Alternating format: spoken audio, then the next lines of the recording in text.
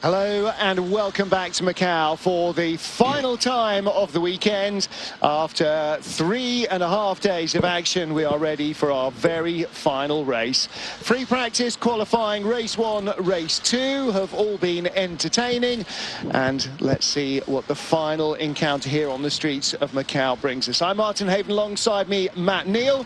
And there is the man who it would seem Cyan Racing Link & Co have decided is their only chance of winning the title, because he was given a free pass to get by Ted Björk to win race 2 from 5th on the grid. Starts here in 6th position. Andy Prio in a Cyan Racing Link & Co car on the front row of the grid, therefore we'd assume has no chance whatsoever of winning this race, Matt. Rob Huff on pole though, looking for win number 10, and he couldn't be starting from a better place, really, could he? Well, he's got a 4-time champion on his left-hand side, Andy Prio, who's also a 4-time winner here. So, but as you say, the end-of-season politics are starting to come into play, and Huffy's a bit of a lone ranger, so he's just got himself to fight for, and you know the win's definitely in his crosshairs, and he's focusing on. But it's been race 1 was advantage Michelit's. You know, for scoring points and keeping the championship margin, but races 1 and 2 have definitely been going the way of Link & Co and Ivan Muller. You know, he's been on top form as Ivan is at this time of year. He's got a smell of the championship, and he's pretty focused at the minute. And Guerreri was keeping his Honda out the barriers, just trying to salvage some points in race 2. But you've got to say it's going to favour the Link & Co's again in this one. Yeah, absolutely. Ivan Muller won race 1 from pole position from Norbert Michelis. Michelis starting 12th place for races 2 and 3. And in fact, everybody from 11th on down starts in the same positions. No further penalties to be discussed. Couple of cars with issues. Attila Tashi, I believe, has had his damage fixed, so he's on the grid. Luca Engsler was out with an accident, but that car seems to be back as well. And Jean-Carl Vernet, lining up third, had an engine problem in race 2. Looks as though hopefully they will have changed the fuel injectors on his engine and fixed his issue, because he was losing speed on the straight, which is the Audi's trump card here. So Rob Huff starting in a Volkswagen Golf on pole position, the most aerodynamically bluff car on the grid, so the least aerodynamic drags along the biggest hole behind it, and into that hole Andy Prio, Jean-Carl Vernet, Nicky Katzberg and the rest will all want to go. But Huff knows a thing or two about winning around here. 9 pole positions, including this one in his career, 9 wins already as well. And of course, he won the 2012 World Touring Car Championship title here on the streets of Macau. There's teammate Johan Kristoffersen. Kristoffersen starts in 5th place on the grid. You never know, he might make it onto the podium here as well.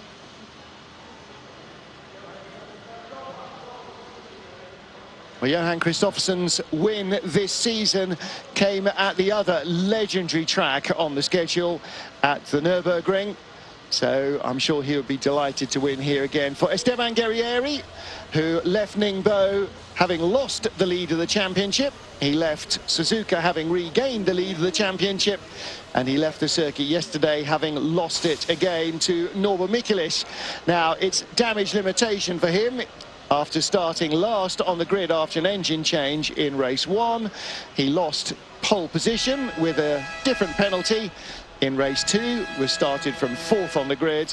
However, here in race 3 he will start in 10th position, so desperately trying to score any points. A row behind him in 12th, Norbert Michelis. They are the top 2 in the championship. It's entirely conceivable that, having started the weekend over 40 points adrift, Ivan Muller could walk away from Macau with the championship lead. He is only, what, 17 points off the leader, so it is possible. Jan Erlaché started from pole in race 2, and before we were halfway round lap 1, had already given the lead away. slowed down and allowed through Ted Björk and Ivan Muller. And Muller told the press conference afterwards that the decision was made before the race that if he got up behind Jan and Ted Björk, he would be allowed to pass both. Not he'd be allowed to try and fight away past, he would be waved past both. And bearing in mind, at the beginning of the weekend, Ted Bjerg was only 16 points behind Ivan. That sounds like possibly a slightly premature decision, but Sign Racing Link & Co made that choice, and they will now have to live with that. And so, unfortunately, will Ted Bjerg. I'm sure Ivan is fairly happy. Bjerg looked anything but at the end of the race, and the body language between the two of them veered on the extreme side of awkward. However, that's where they are, and we wait to see now what happens in the final race here. Little Belgian conflab with team owners and the head of our stewards panel on the right, Yves Bacquelin. And here on the grid, Sign Racing Link & Co, little blue corner with Ivan Muller, Ted Bjerg close together, Andy Priaulx on the front row of the grid. There is Ted Bjerg and Phil Barker, his race engineer. Phil with a fixed grin on his face. Don't imagine he was particularly keen on their choice of decisions either. 2017 World Touring Car Champion. And it does look as though, unless severe misfortune strikes Ivan Muller, Ted is destined not to be a title winner this year. So he will start here in 8th position. But because he and Ivan are in the championship leading team in the points competition, he will still be shepherded forward, Matt, just not forward ahead of Ivan.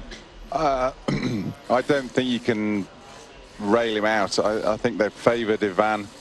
But that definitely doesn't rail Ted out for the championship. Anything can happen, as you say, Martin. There's still a heap of points, and you know, you're on about Phil Barker, his engineer, with his.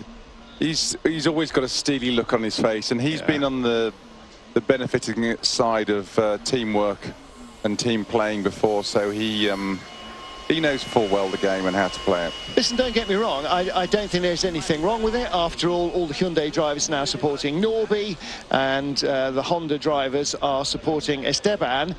It's just, I think it was really too close between Ivan and Ted to make a call.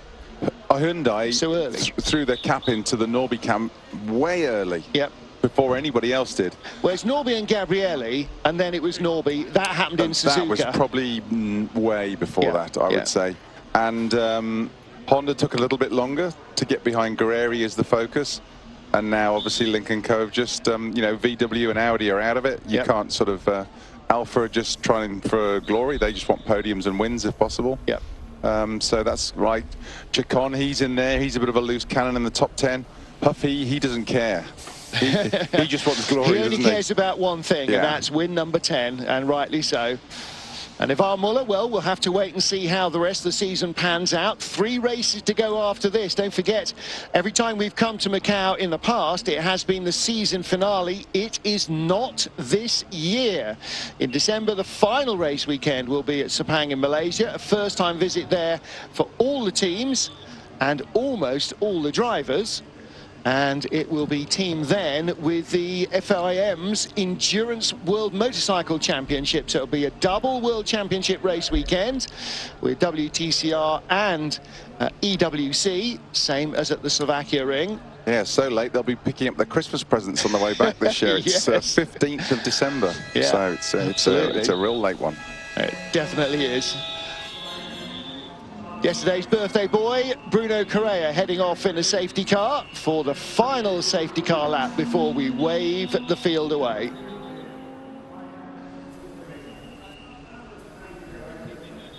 Johan Kristoffersson suiting up to get into his Golf. He starts in 5th position, ahead Ivan Muller.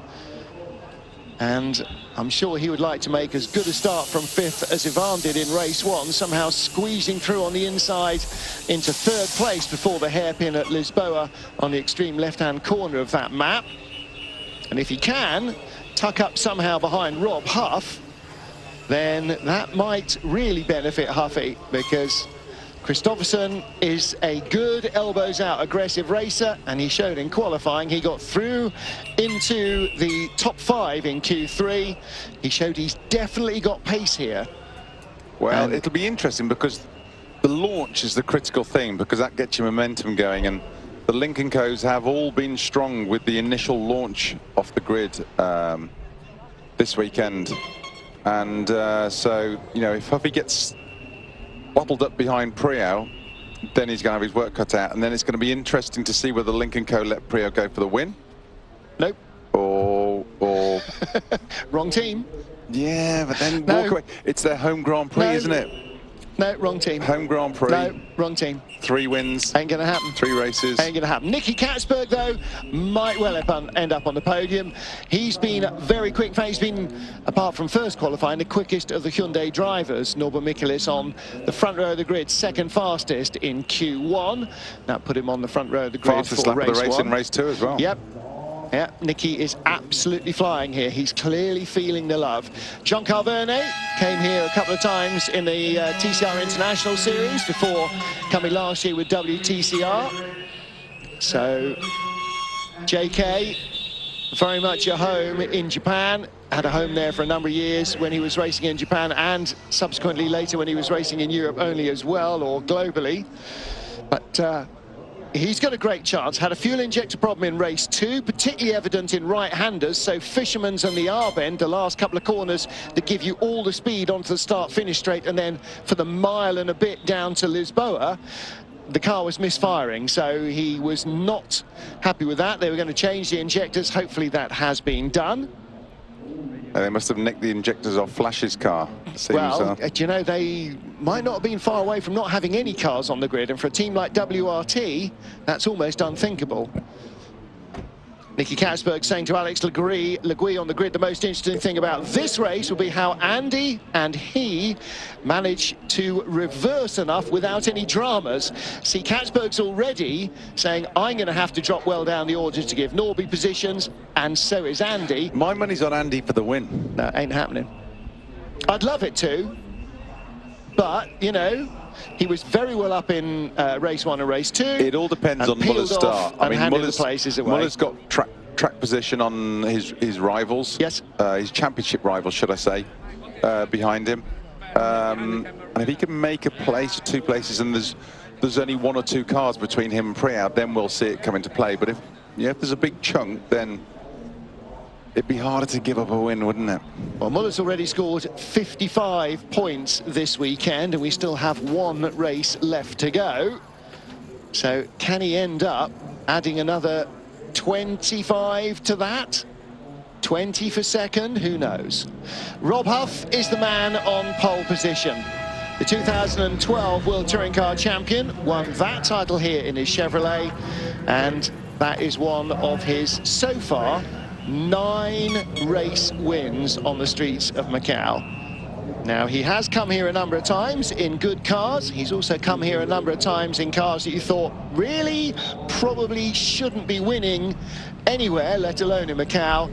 And yet he seems to find a bit of Huffy magic. He did in qualifying with the fastest ever TCR lap, a lap that he says he wouldn't want to have to try and do again. Of course, he'll come back next year and try and go faster, and that's evident. But the car on its own does have the pace. The problem is the car towing everybody else along behind it is going to be very vulnerable to attack off the start line. So let us see how the final race here in Macau goes. And while we do so, just to say our thanks to Maria Fernandez, who's been one of our travel and coordination gurus for a decade. It's her final race weekend today.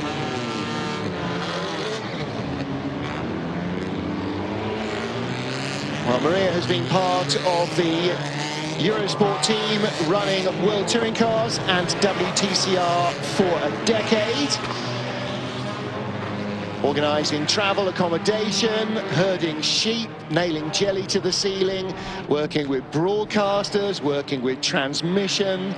If there's a job around that needs doing, Maria's been part of getting it done. So sad to see her go, but our thanks to her for everything she's done with us. Rob Huff, Andy Priaulx, JK Vernay, Nicky Katzberg ahead of Johan Kristoffersson and Yvan Muller, then Kevin Chicon and Ted Bjerg. Jan Erlaché and Norbert Mikulis, the top two in the championship. Esteban Guerrieri and Norbert Mikulis are 10th and 12th on the grid. They got a lot of work to do after damage in the first race. Luca Engstler, Attila Tashi, both there on the grid. And looking further back, you can see the rest of our 26-car field. So for some, a lot of work to do. And for others, they'll want to make progress, gain positions, but also be very aware of who is in a championship battle. And that's really tough at this time of the year, Matt. If you're not in a championship battle, but you still want to race, you've got to judge how much you can push compared to how much other people can lose. Well, yeah, if you're with one of the manufacturers who are fighting for it, then you have got an agenda you're working to, and there will be orders in the background somewhere hovering in the stratosphere. But with the other manufacturers which aren't, it's a different kettle of fish altogether.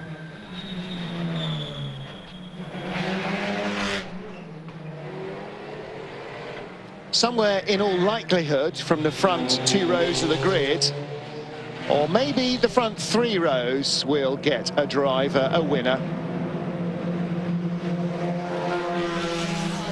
Before the race begins, Fred, what order are your drivers going to end up at the end of this race? Well, we're aiming to have the racing on top as always, so we're pushing for that, and hopefully 1, 2, 3 if I can have my wishes come through. And which order would 1, 2, 3 be in? Yvan, Ted, and then we see for the third one. So Yvan is pushing for the win. Does Ted even get a look in? Yeah, absolutely. I mean, both of them have a good chance, but Yvan has been super strong this weekend, so at the moment we're pushing for him. Yeah, they all have a chance if Yvan's engine blows up. That's a good blunt question off Al there. Yes, and very good, Al. That's a pretty blunt answer, wasn't it? No, it was a good politician's answer. He didn't actually tell us, but he did confirm that. Seemed pretty black and white to me. Yvan will be hopefully leading a 1, 2, 3. Or a 2, 3, 4, or a 3, 4, 5. Anyway, he'll be the first blue car across the line. Of course, that all assumes that no misfortune comes his way, and Macau has a way of messing with people's plans. Rob Huff is our points, not our points leader, our front row man on the grid, with Andy Priaulx alongside. Jean-Carl Vernay for Team WRT. Could he win here? Could Nicky Katzberg win in his Hyundai? Probably not. He's already thinking how on earth is he going to drop safely a dozen places back to allow Gabriele Tarquini and Norbert Mikulis both to inherit some points from him. And that helps their team in the Teams Championship, the team that Nicky drives for and that Augusto Farfus and now Luca Engstler have driven for, is not in the team's title race. So he assumes Priaulx will have to drop back. Nicky definitely assumes he will have to drop back. So Huff won't, Vernay won't, Kristoffersson won't. Could that be our podium? Or will Link & Co somehow manage to inveigle their way in? By the law of averages, there's always carnage at Macau, and we haven't had it yet. We are ready for the final race here on the streets of Macau.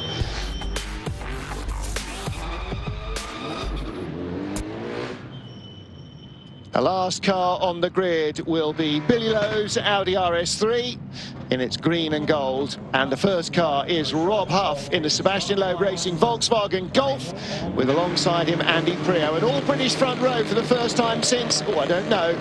Can Huff take win number 10, or will Muller make it win number 3? A perfect weekend for him. Away we go. Huff with Priaulx getting the drag on the Golf, and he gets by. And Vernay is right up behind Huff, and that was always the danger for Rob. Now that's Katzberg battling to hold up Yvan Muller, but inside him has gone whom? Ted Bjerg. Did Bjerg get through there? Yes, he did. So Katzberg unwittingly has helped Bjerg, at least temporarily. There's Esteban Guerrieri riding on board. with Jan Erlache, I think, and it's Prio that leads from Huff. Then a little battle under braking. Christopherson getting into the back of the Audi of Verne. 2x2 is just doable at Lisboa, which is just as well because there's a lot of it going on, and they are safely through and up into the hills as they start to climb San Francisco Hill up towards the maternity hospital. This little right-left flick-flack and then right at Maternity Bend, dropping down the hill towards the corner named after Teddy Yip, the late Formula One and other team owner who's been so influential in the racing here in Macau over the years. The reins of the Theodore team now taken over by Teddy Yip Jr., his son, and then up through the Solitude S's, heading towards the police station for the first time. Yeah, once again, the Lincoln Co's getting the initial punch, seemed to be in the best of the field, but Muller just almost got past Katzberg, but Katzberg was having none of it. He really cut his nose off, and that sort of dropped him back a couple of places into the pack. Well, Prio was unquestionably thrilled to be back in touring car racing with a top team like Cyan Racing Lincoln Co, and doubly thrilled to be racing at the Nordschleife, and especially here at Macau, the scene of a number of wins for him, and of course where he's claimed championships before as well.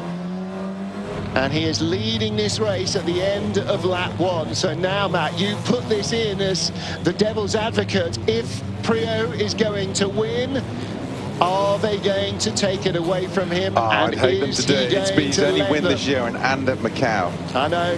They've got to let him win. No, they've got to win the title.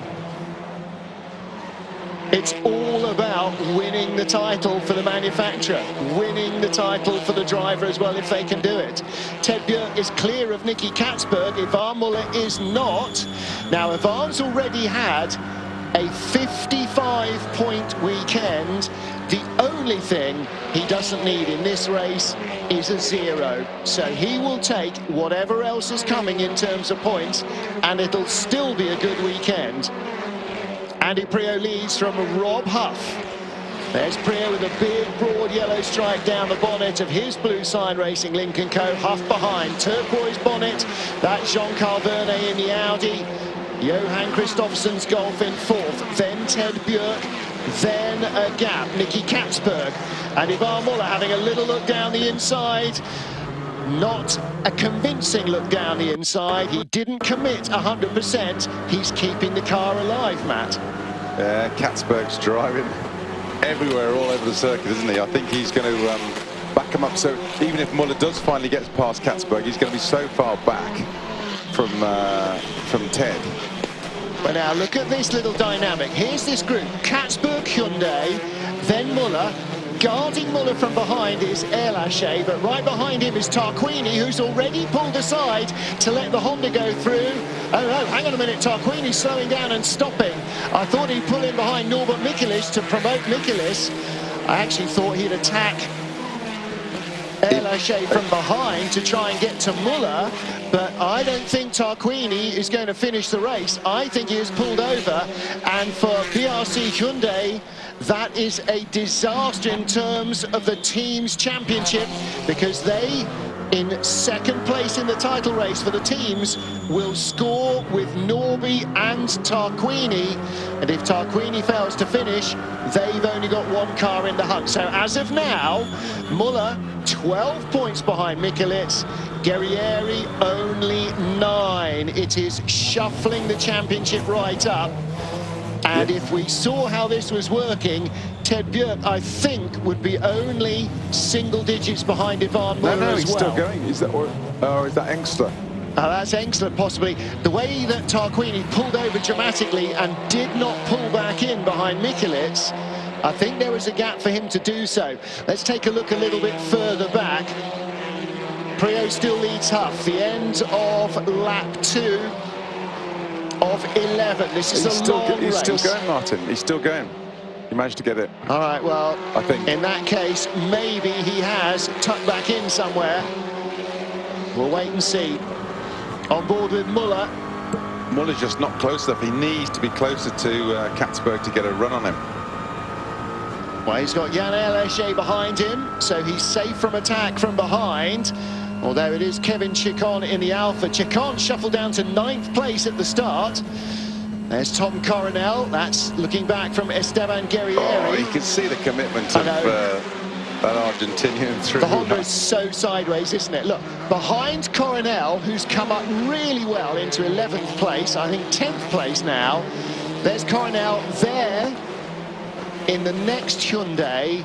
I think that's Norbert Michelis. He's in 12th place. And at the line, where is Tarquini? Last. In fact, he has not got to the line. Tarquini has not made it to the line yet. So Gabriele Tarquini has dropped out of the race and may well be heading to the pits.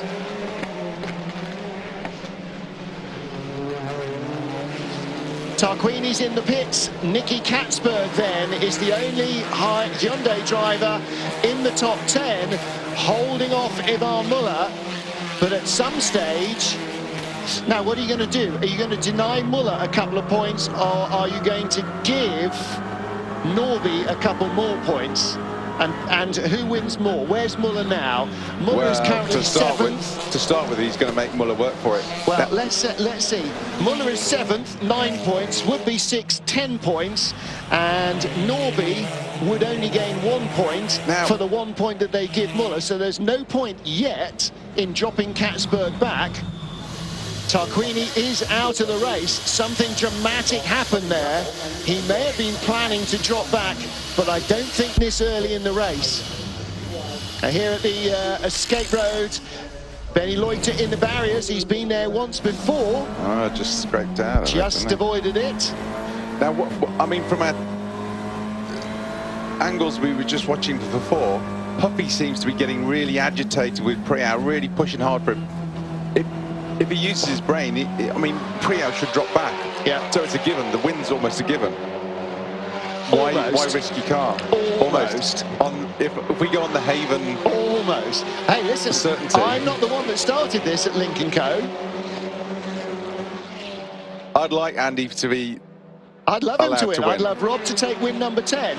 Ooh, Vernay's getting close though in the Audi. Look at that. Yeah. Nothing wrong with the injectors on the engine this time as he comes sweeping through Mandarin. That's what Huffy's got to be careful of. Almost close enough. Huffy, of course, is getting a bit of a toe off Priow, which is helping his top speed just enough. But Vernay's got another 7 shots at that. And right behind, we're up behind Katzberg again with Muller. He's very close on the straight. Almost runs too deep. That was within centimetres of the barriers at Lisboa.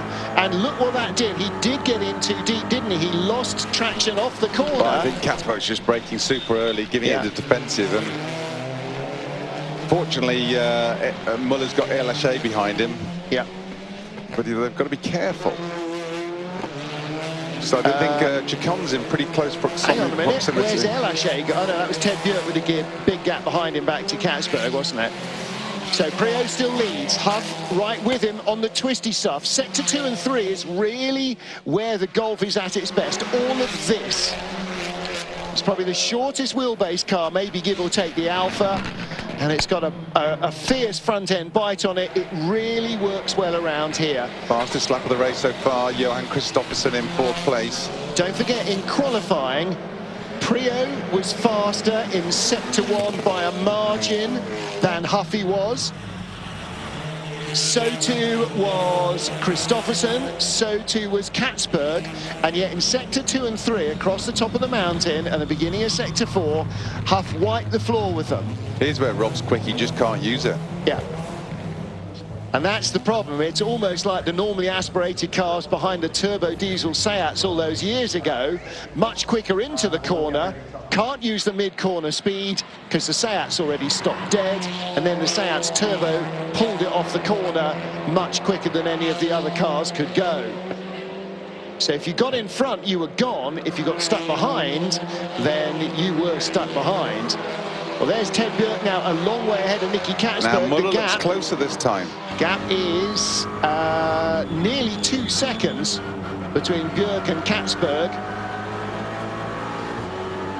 And for Ted Björk, frankly, I'm sure he wouldn't mind if Ivan had a lunge and Katzberg rebuffed it and Ivan ended up in the barriers. You watch this Audi come into play now.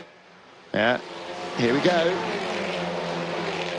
Again, he's closer than ever in Mandarin. That turbulence takes a bit of front end away. Huff defends nice and early. Whoa, whoa, whoa, whoa, whoa, whoa. Slow down, baby. You saw the second Verne got on the brake pedal there, didn't you? As the car suddenly squirming underneath him.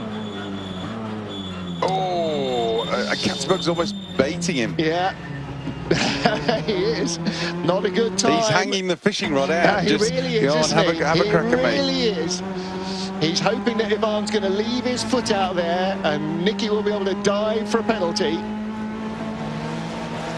Yeah, that is tough. I mean, Ivan's working hard for it, no question at all, but it's not going to come easy. Priaulx leads from Huff. Verne and Christopherson. And Christopherson is hanging on the back here, but he's not able to threaten Verne. And Huff could really do with Johan in fourth place, being able to attack JK in third, just to take a bit of pressure off Huff in second, so he can maybe have a bit of a tilt at Priaulx. It only needs one little slip up of any of that leading four. And they're all in the wall. And yeah. Well, we saw it in qualifying, didn't we? A couple of times cars hit the barriers, 3 or 4 other cars involved. We've seen it in races here where there have been 7, 8, 10 car pile-ups. There's nowhere to go and you can't see round the corners. We can, because our cameras are 40, 50 feet up in the air. The drivers can't because their eyes are about 4 feet up in the air and the barriers are about 5 feet tall. So Andy Priaulx still with the lead. And again now, as we get onto the quick stuff, he starts to pull away immediately from Rob Huff. Huff starts to pick up the slipstream, closes a little, but in third place, Jean-Carl Verne closes a lot. Now, why I think Priaulx's going for the win, because if not, he's completely sacrificial. Because he's not in the teams, not in the drivers. So in the real technical section, in sector 2, I back these 3 up into Ted completely to give him a run when they get onto the fast stuff through Reservoir and Mandarin. Yep. But that's not happening.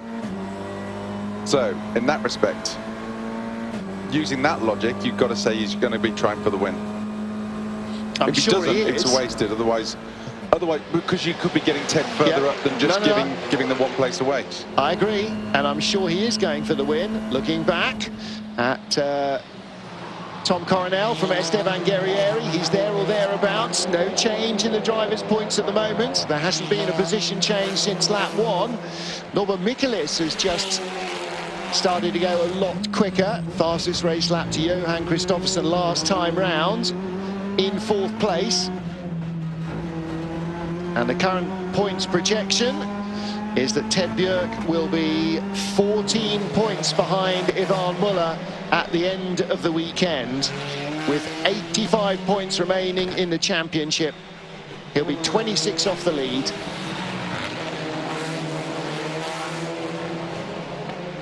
Rob Huff very, very close to Andy Priaulx now. And Matt, what he needs to do is really pressure Priaulx in this twisty stuff. Make him hit the wall. It's hard, yes, but it's hard to explain to people. One, it's, you know, you're driving around here blind, but where Rob is right under the bumper, under the rear wing. He has got 0 vision, so he's basically driving the whole lap on memory. Yep. You know, and he's got to be inch perfect as he's doing it. You're an inch out. We've had pictures, numerous pictures all week of them losing their wing mirrors and everything. They're that close to the barriers, so yeah, it's a pretty formidable display on Huffy, you know, but all the guys here at the moment, you know, are in this chain. Race leaders are doing 2-minute 31 laps. Nicky Katsberg 2-minute 33. And further back, Luca Ensler, Frederick Verbisch, Attila Tashi, Nestor Girolami, all the guys that are sort of 13th and 14th back, they're all in the 2:32s. You mean Nicky Katsberg, who set the fastest lap in race 2? Yeah. That same Katsberg. Obviously used up all his engine at that stage. Yeah. Funny that. So still Andy Priaulx leads. Yeah, Priaulx just seems to get a good run out of our bend, and he has to, though, doesn't he? That seems to gap him enough, and then Vernet gets the toe, and then Huffy sort of gets busy with looking out for Vernet. See, if Vernet wasn't there, then Andy Priaulx might not be leading anymore, but he is there, and he is. Little look there from Tom Coronel. Two things about the battle between Tom Coronel and Esteban Guerrieri. First, Tom is not going to hit him because he knows that Guerrieri's in the title hunt. And secondly, Tom's not going to hit him because he knows that Guerrieri's in the title hunt. Norbert Mikulitz making a move on Coronel to go the long way around the outside. Tom's trying to give him room to survive, and right behind is Nils Langeveld, and neither Coronel nor Langeveld exactly want to roll over and have their tummy tickled, but on the other hand, they don't want to be that guy that has contact with the championship leader when the gaps are so tiny. And that's Nils Langeveld, who the lap before just set the fastest sector one of anybody in the race. And he's got the top speed on the... In fact, Norby's got the top speed on the straight because he's in a long queue. 258.9 kilometers an hour. 265 has been the fastest speed recorded this weekend, which is around 162 miles an hour. Priaulx and Huff. Then Vernet and Christopherson, the lead quartet, is breaking into two little groups. And all the way around the mountainside, Huff is almost pushing Priaulx in the corners. Almost literally pushing him through the corners, he's so close. And then, down the hill, and on the early part of the flat bit, Priaulx just breaks free a little, and it takes Huff, well, pretty much until Mandarin to get right back on his tail. I mean, Priaulx's working for this hard. I mean, surprised Ted isn't on the back of him. I don't know what the what's up with Ted.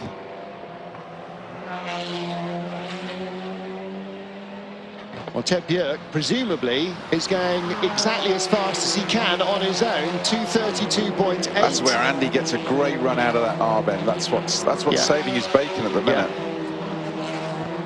Well, and the other thing then, of course, if out of Mandarin Huff looks like making a move, then Priaulx just stays on the right and further right and makes Huff go the long way around the outside into Lisboa. It can work, but it's pretty high stakes.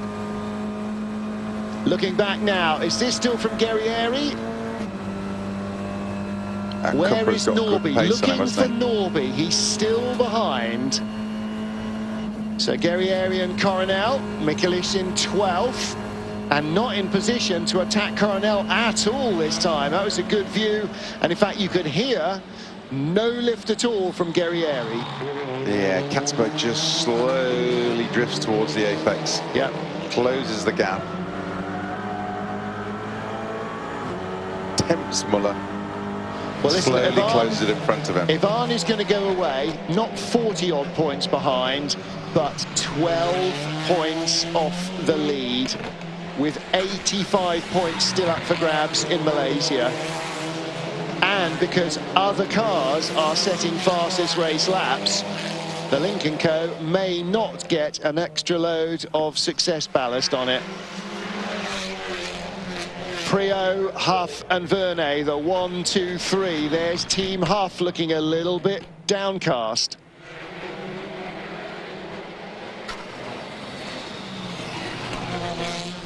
On lap 8 of 11, and Jean-Carl Vernet showing the nose to Huff.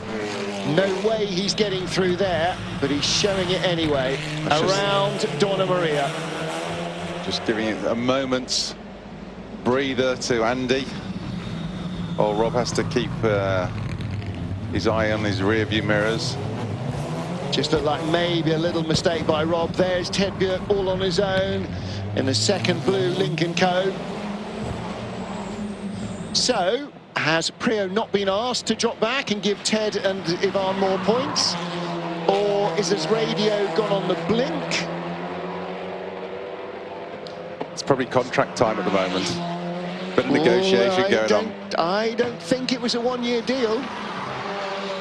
I don't think it was a one-year contract. Not sure Andy Priaulx is in signing a one-year contract. We'll see how it goes frame of mind, having just come off many years as a BMW factory driver. I don't think they'll call 3 for team Ford. orders. I reckon they'll take the win, take 3 wins on home soil. Yeah. Oh, Well, you're now agreeing with me. Well, you see, I don't know. I mean, I would, but then I wouldn't have done what they did in race 2 either. Looks like Ivan's given up on Katzberg. Well, he doesn't need to pass him. He's got Jan behind to hold off Kevin Chicon and all other comers. Maybe he figures it's too dangerous, and Katzberg's going to drop behind him anyway, and he's not going to catch up to Ted. Ted maybe roll over for Ivan. Well, now, you see, that's the other thing, is they're saying, don't worry, Katzberg's going to drop back and give Norby the place. But he doesn't have to, because if Katzberg drops back, he gives Ivan 1 more point, and all he can do is give Norby 1 more point. Yeah, so, but it's points over Guerreri. No, because Michelitz is behind Guerreri. So he gives Guerreri another point as well. Yeah. So it's pointless. But he gives all of them an extra point, so he might as well stay where he is. They're not high enough up that he's giving away a podium where the gaps are bigger. Or a top 5 where the gaps are bigger. Then in theory Muller could leapfrog Bjorg as well and get an extra point, another extra point. Yeah. So he's better off staying if he is. Ted will be praying that he stays where he is. If he does do it, then the commentators are brighter than the teams. Well, you are. Because we've worked it out. You are, mate, not me. But I mean, it's a moot point. If Katzberg drops back, Muller gets a point, Elaché gets a point, Norby gets a point.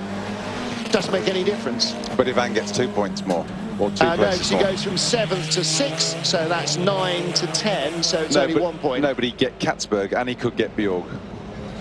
He's not going to catch Björk. No, because Nicky will do it on the last lap to make sure there's no chance of him getting Björk, unless Björk has a big engine problem. Look, that gap's opened up nicely.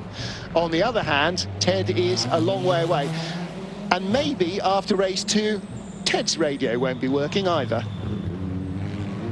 Ted's I a know Ted's a real professional, but to be stiffed by the team like that when it is still a 4-horse race and wide open.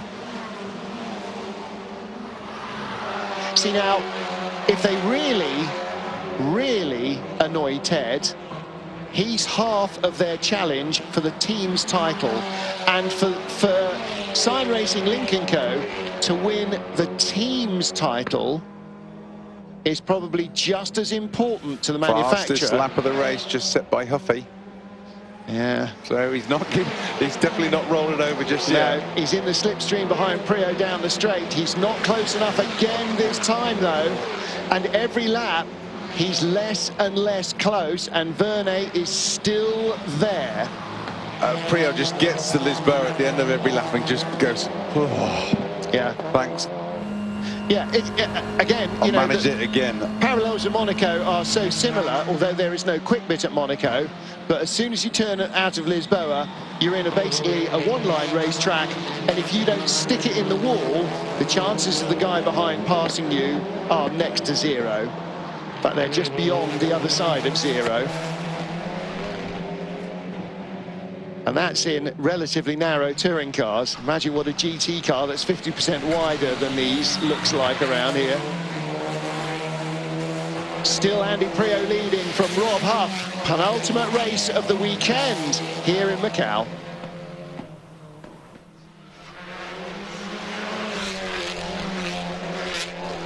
I mean, for those who don't know, it's a proper race festival this weekend. It's not just touring cars. We have GT cars here, all sorts, homegrown stuff, but also superbikes race. And I saw some on-bike footage from the superbikes going around, and it was like watching a horror movie. It was horrific.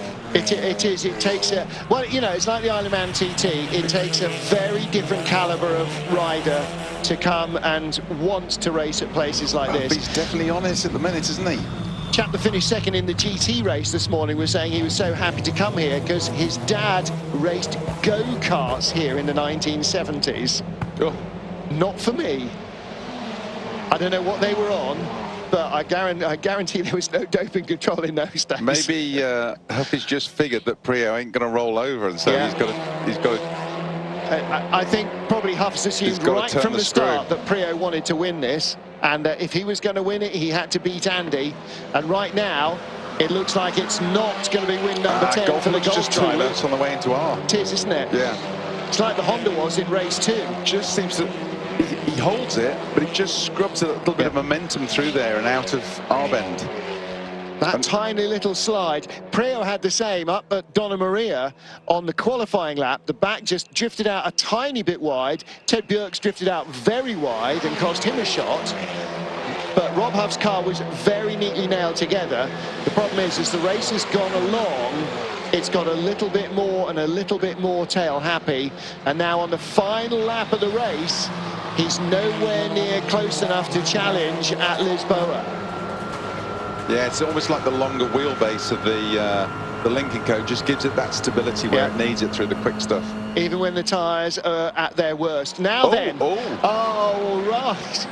So Ted Bjerk has been asked to slow down and give away 2 places to allow Ivan Muller to move up the order. So Muller gains 1 extra point. And Ted Bjerk moves from 5th and 11 points, 2 points further back down to 7th Now I'm surprised place. about that, because Ted is still in the championship. No, they've decided he isn't. I mean, he absolutely is. There's probably not going to be 40 points covering them, and there should really be less than 30 points covering the top 3 with 85 points. I tell you what, Ted Bjerk will do everything he can to be the single fastest human being Malaysia has ever seen in the middle of December.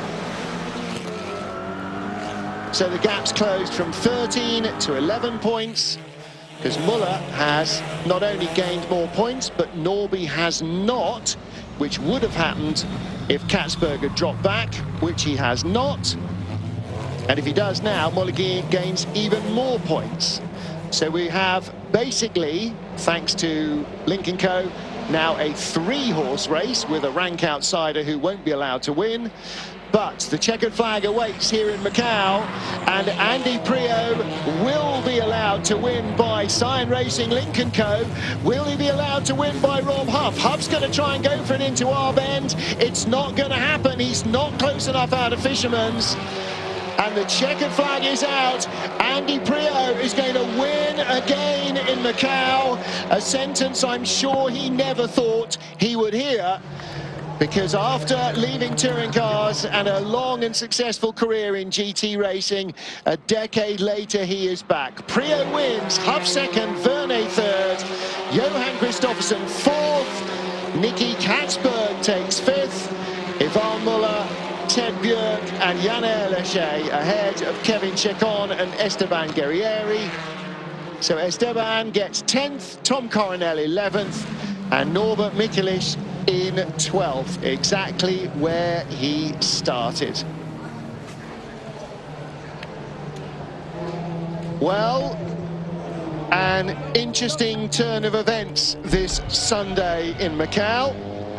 A championship contender is not allowed to continue being a championship contender, and a non-championship contender takes maximum points. Well, it is good to see Andy Prio back on form after a tough start to learning how to race a front-wheel drive car. Yeah, great win for Prio. Long overdue this year. It's shame they couldn't have got this form for him earlier on in the year. You know, you'd have definitely been in there, but it's come at the right time. 5th win at Macau. Shame for Huffy. Not to get to his double figures, but a great British win. 2 straight years that Huff has not won here in Macau. Didn't win last year, hasn't won this year. He's been in the mix though every time, hasn't he? Oh yes. He's been certainly knocking on the door. Oh yes. So I have to wait and see what happens next year. Esteban Guerrieri finished in 10th, Norbert Mikulich in 12th. Sunday has not been their day. Saturday wasn't Esteban's day either, as he had to start last on the grid after an engine change. I mean, a tough weekend for Honda and Hyundai, really. Both Not of them. so tough. At least Norby had 2nd in race 1, scored points in both the other races, but comprehensively, Ivan Muller has wiped the floor with them in terms of points, and with 3 teammates to help shuffle around, all of whom were very quick. 4 of the top 6 in qualifying for race 1, don't forget, were blue cars. They were all very quick, and the team has been able to play the strategy game superbly. So Ivan finishing in 6th position. That is 10 points. That's where he started. And as I said at the beginning, if he only starts where he finishes in race 3, that's good enough, because he's got 50 points for 2 wins and 5 for qualifying. It's a 65-point weekend. Tag Heuer Best Lap Trophy going to Nicky Katzberg. Fastest lap of the weekend, 2 minutes 31.449, during which presumably his heart rate was about 231. And the most valuable driver, 65 points. I don't know, haven't added up what the others That could be the biggest weekend for anybody all year, couldn't it? I would be surprised if it's not. We've had drivers in the 50s, definitely. We might even have had a 60-point weekend, but look at what it's done. Top 3 covered by 11 points, and effectively, Björk ruled out. So although mathematically, with 85 points left, he's still in the hunt, Erlaché and the rest aren't. The team have decided that Björk is not going to win the title, and Ivan is. It's an 11-point spread over 3 drivers, 85 points, 3 races on an unknown racetrack in December.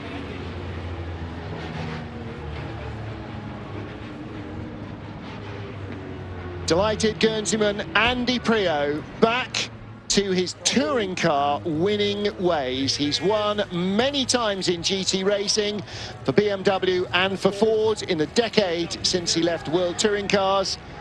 And now coming back in a front driver for the very first time this year.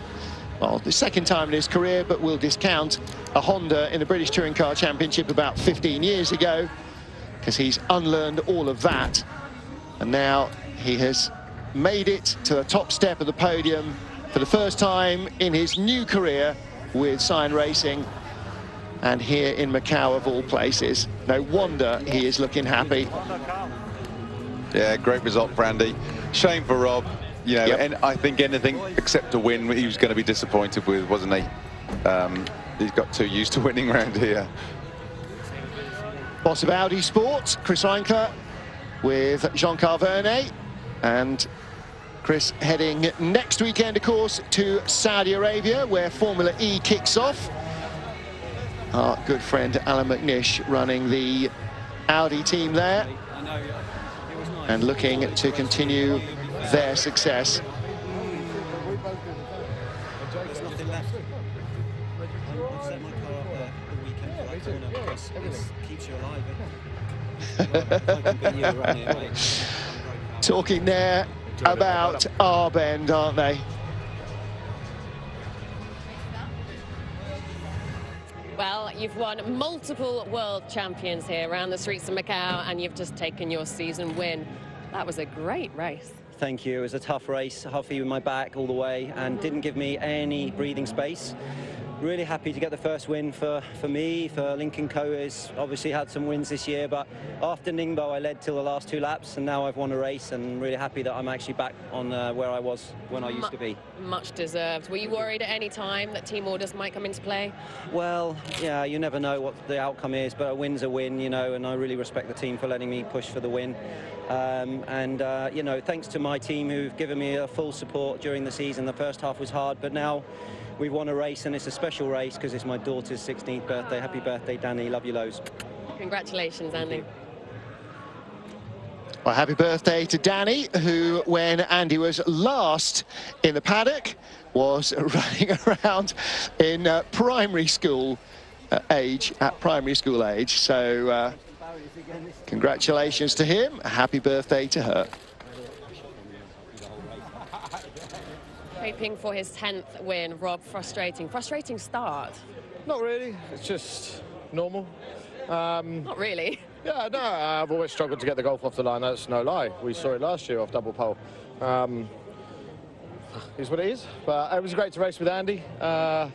It was clear we were a little bit quicker than him, especially in the top. But there's nowhere to go. And the downside of the golf is no secret. Every track we go to, we're down in the straight. And it was everything I could do to hold on in Mandarin to keep JK behind, because they come at us 10k quicker than we go. So, but I thoroughly enjoyed it. It was a great race, and to be beaten by Andy around here, I don't really mind. He's won enough world championships here in the past, and you know, it's just a lovely race. Yeah, it was really enjoyable. We just had the edge on JK, and yeah, when Andy got the second sector right, we could just get away. Yeah.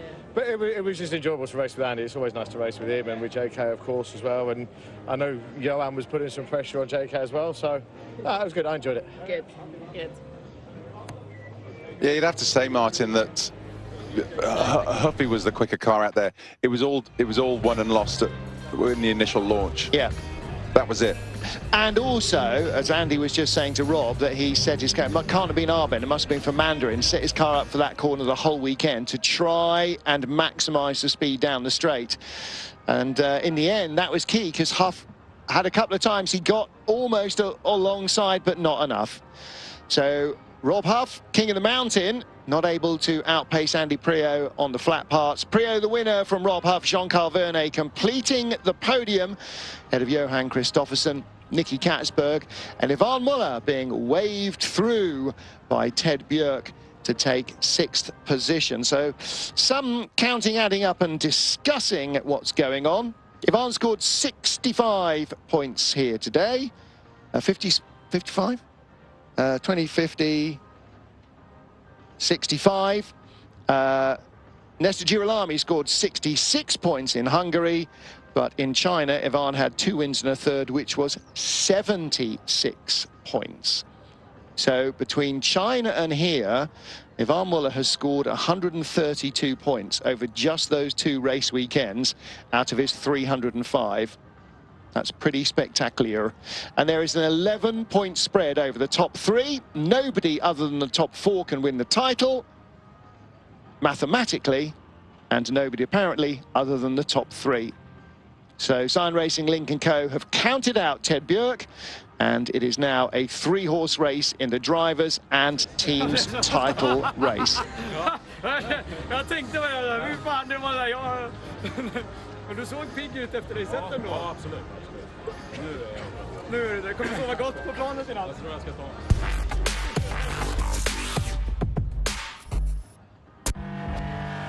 Race 3 in Macau, and Rob Huff, 9 times a winner here on pole position, looking to go into double figures. Championship challengers also looking to score strongly. Andy Priaulx, though, making the better of the getaways. The golf never the quickest off the line, and so it proved. Priaulx from the outside of the front row taking the lead. Jean-Carl Vernet and Johan Christoffersen following along behind. Nicky Katsberg getting in front of Ivan Muller at the start and holding him off. Ted Björk squeezed through, though, up into 5th position. Behind Esteban Guerrieri was Tom Coronel. Little trouble in the backfield, no major dramas for anybody, though, this time. And Priaulx held on under fierce pressure across the top of the circuit from Rob Huff. Norbert Mikelic briefly got ahead of Tom Coronel for 10th, then was eased back down to 11th. And that is where Norby ended up, outside of the top 10. Started 12th, and he would end up 12th at the end of the race. Teammate Gabriele Tarquini dropped out, further hindering the team's title hopes. End of the race, Priaulx leading Huff across the line by a fraction, with Jean-Carl Vernet completing the podium. But Ted Björk stepping aside to allow Ivan Muller to move up the order and close the title race right up.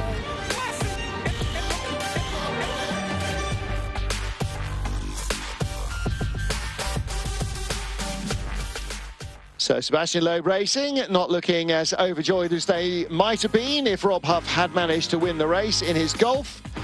But second place for him.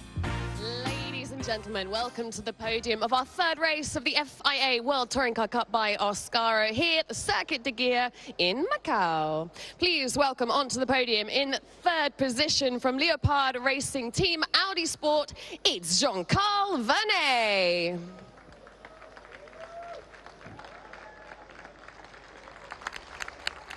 In second position from SLR Volkswagen Motorsport, it's Rob Huff.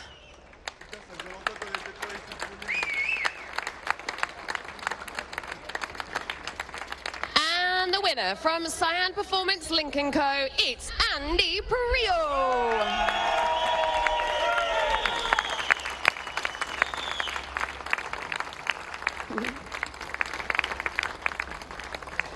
And representing Cyan Performance Lincoln Co., it's Charles Hodge.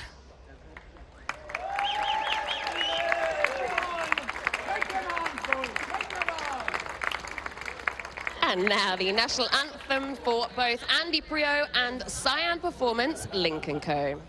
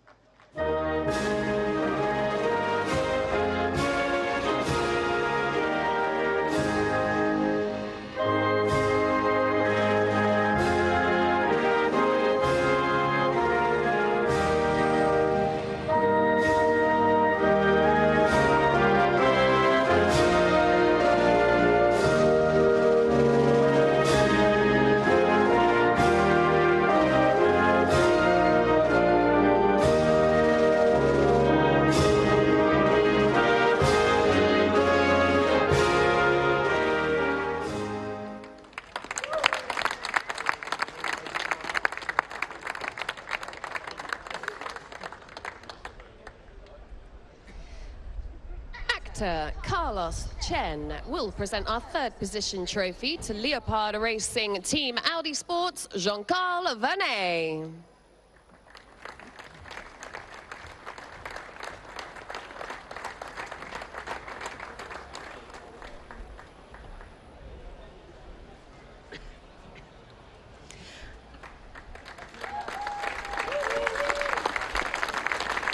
Actress and singer Myoli Wu will present our second position trophy to SLR Volkswagen Motorsports, Rob Huff.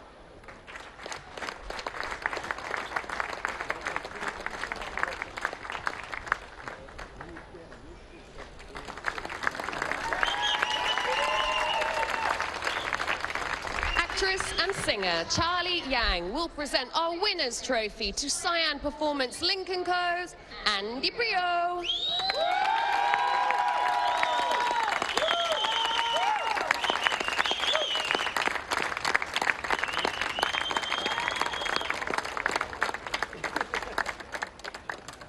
President of the Sports Bureau and coordinator of the Macau Grand Prix Organizing Committee, Hun Weng Kun, will present the winning team trophy to Cyan Performance Lincoln Co.'s Charles Hodge.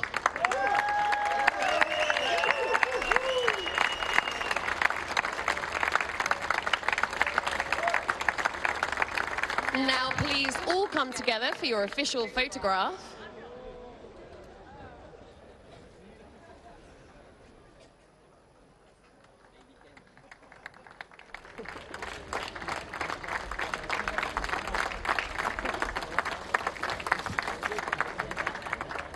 Wait, no, boys.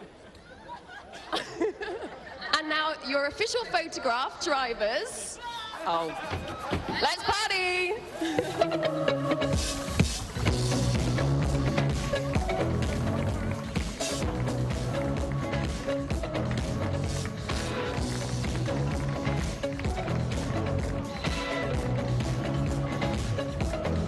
Well, that's it then from a fascinating Macau race weekend. For the first time ever for WTCR, not the championship decider, although for Ted Bjerg it has been. Phil Barker not a happy bunny, his race engineer.